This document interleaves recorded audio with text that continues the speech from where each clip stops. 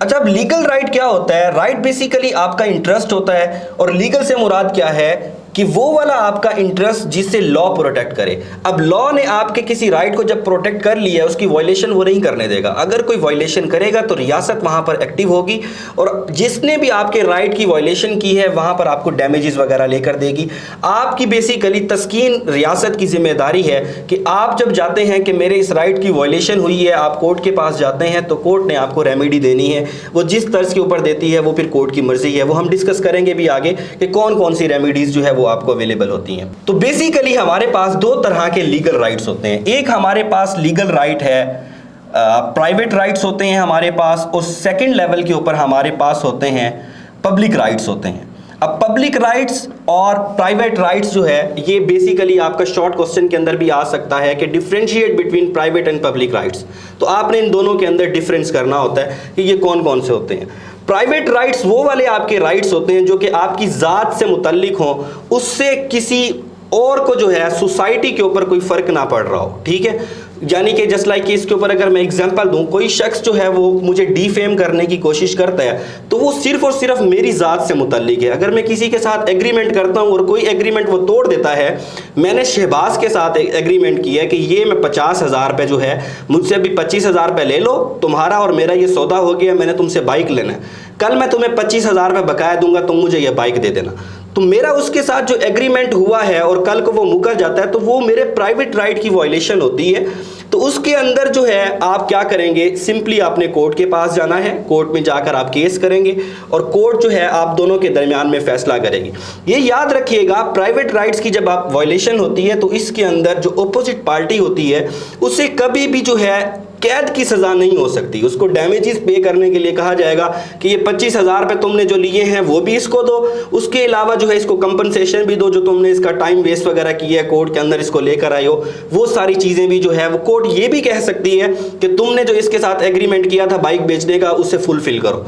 ठीक है, साथ में जो मैंने उसका टाइम ज़ाया किया मेरे ऊपर जुर्माना वगैरह भी लगा सकती है। ये याद रखिएगा, प्राइवेट राइट्स की वायलेशन के अंदर ज़रूरी नहीं है कि आपका पिक्यूनरी लॉस हो। पिक्यूनरी लॉस क्या होता है कि ज़रूरी नहीं है कि मेरा माली नुकसान हो। ठीक है, मेरी अगर जहनी तौर के ऊपर अगर मुझे अजियत पहुंचाई जाती है, जस्ट लाइक कि मेरे पास एक राइट है कि हुकूमत पाकिस्तान ने मुझे राइट दिया है कि मैंने वोट कास्ट करना है। अब वोट कास्ट करने से मुझे अगर कोई मना करता है तो वो मेरे प्राइवेट राइट की वायलेशन है, तो उसके ऊपर जो है मुझे डैमेजेस वगैरह लेकर दे सकती है। तो ये होते हैं हमारे प्राइवेट राइट्स। दूसरे नंबर पर हमारे पास मौजूद हैं पब्लिक राइट्स। अब पब्लिक राइट्स वो भी नो डाउट मेरे ही राइट्स की वायलेशन हो रही होती है, मगर वो जो वायलेशन है वो अगेंस्ट मेरे नहीं है, सिर्फ मेरे अगेंस्ट नहीं हो रही, वो अगेंस्ट स्टेट हो रही है, अगेंस्ट सोसाइटी हो रही है, पूरी सोसाइटी उससे जो है मुतासिर हो रही है। अब प्राइवेट राइट्स की जब भी वायलेशन होती है तो आप जो दूसरा बंदा होता है जो ब्रीच कर रहा है अपनी ड्यूटी का, वो स्टेट की जो रिट है उसको चैलेंज कर रहा होता है। अब मेरे पास राइट्स मौजूद हैं कि मैं जो है मुझे जिंदा रहने का हक है, कोई शख्स आता है मुझे आकर गोली मार देता है तो उससे पूरी सोसाइटी इफेक्ट होती है। इस वजह से ये वाले जो पब्लिक राइट्स की वायलेशन होते हैं वो सरकार की मुद्दत के अंदर केसेस होते हैं। ठीक है, सरकार बनाम फलां, सरकार बनाम फलां, तो इस तरह के जो केसेस होते हैं कोर्ट के अंदर आप देखते हैं। तो यहाँ पर गारंटर कौन है? स्टेट गारंटर है। स्टेट कभी भी अलाउ नहीं करेगी कोई भी उसकी रिट को चैलेंज करे।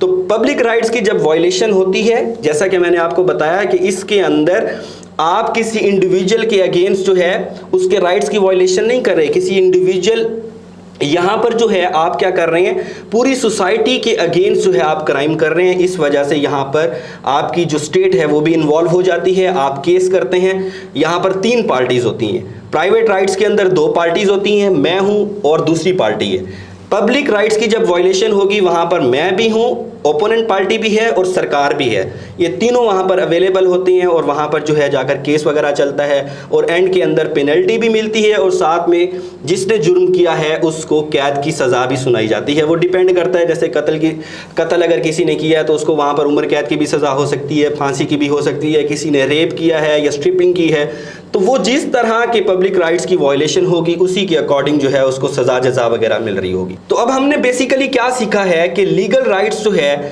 वो पाकिस्तान के अंदर रहने वाले हर शहरी को मिलते हैं, और उसकी जब वायलेशन होती है तो उसके ऊपर जो है उसकी ब्रीच जब होती है उसके ऊपर आपकी स्टेट एक्टिव होती है, आप वहाँ पर जाकर रेमेडी वगैरह ले सकते हैं। मिसाल के तौर पर हम एग्जांपल यहाँ पर दे देते हैं कि हमने पहले भी डिस्कस किया, अगर सपोज कि कोई शख्स जो है, मेरा ये हक बनता है कि मेरा ये राइट है कि मैं पाकिस्तान के अंदर कहीं भी रहकर जो है अपना घर वगैरह बना सकता हूँ।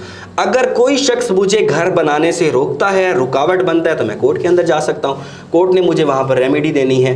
कोई शख्स जो है मुझे डिफेम करता है तो वो मेरे प्राइवेट राइट्स की वायलेशन करता है, कहता है कि ये शख्स शराबी है, नशई है, तो मैं अगर कहीं पर जॉब करता हूँ या कहीं पर मेरी शादी होने वाली है तो इन एलिगेशंस की वजह से मेरा रिश्ता भी मुतासिर हो सकता है, मेरी जॉब भी मुतासिर हो सकती है। इस वजह से यहाँ पर प्रोटेक्टर कौन है?